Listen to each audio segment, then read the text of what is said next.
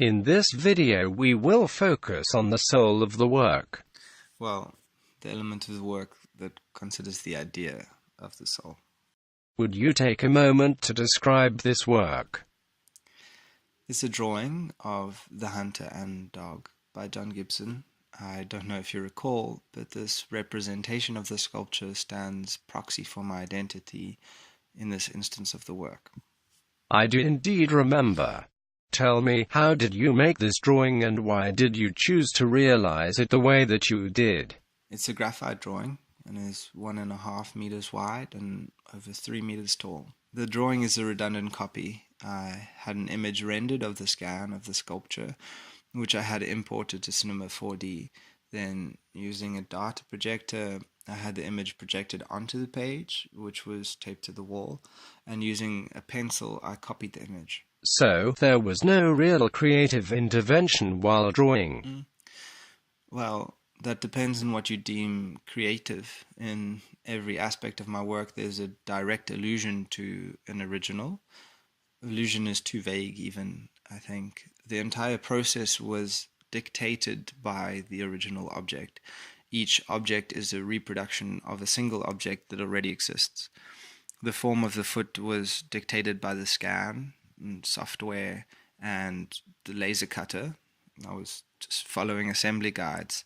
The only intervention of mine regarding form was choosing the way it fractured and, I suppose, by being inaccurate while assembling. The same goes for the drawing. My intervention was error. Even in the story, I edited and erased, but never added anything of my own. But the choices were interventions. They are subjective, which means that they are part of the creative process. I decided on the sculpture. I chose to render it using specific shaders and to depict it from a specific angle. I chose to draw an image of it. I see. So you feel you still have creative agency? I suppose the complexities of that idea are what I'm engaging with through my process.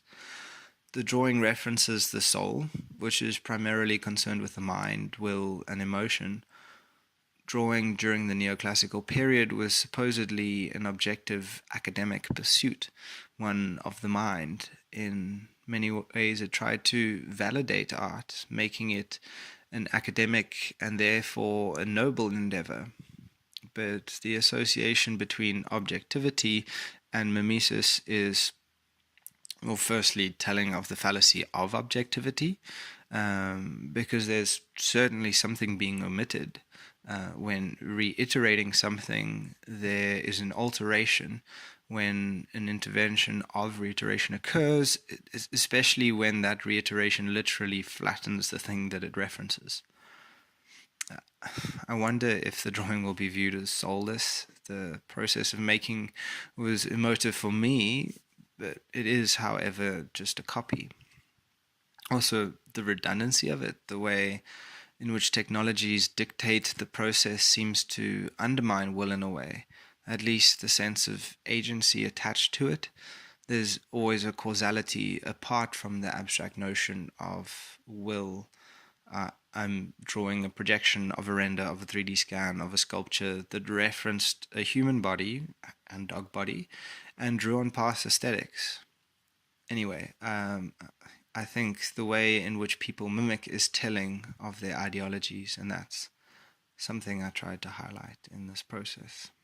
How do you know this? About the attitudes toward drawing at that time, I mean. As in, what are my sources? I can't say really.